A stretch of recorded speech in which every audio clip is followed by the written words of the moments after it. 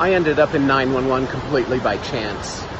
I was working in a convenience store in my hometown in the summer between college semesters.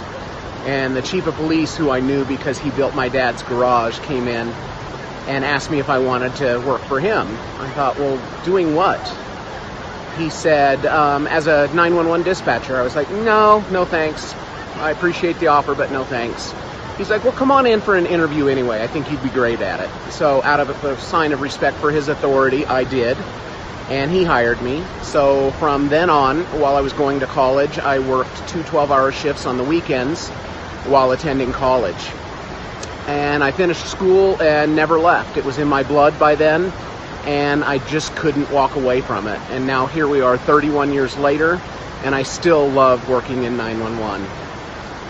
I think probably one of the worst calls that I ever took was the death of a co-worker's son who was at a skate park, and there was a tragic accident causing a severe trauma to him, and he passed away. And then taking the call during the emergency from his mom, she knew at heart that something was terribly wrong.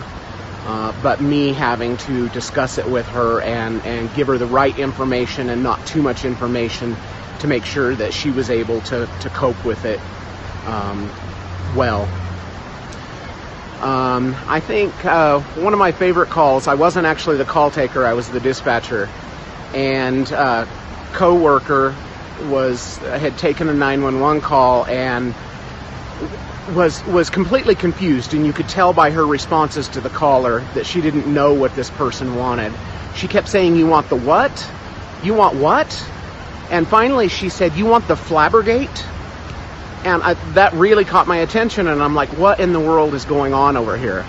And she just kept saying the Flabbergate. And finally she figured out that this woman was asking for the fire brigade. She had a very thick British accent and was somewhat hysterical. There was a fire in her oven, and she was screaming for the fire brigade.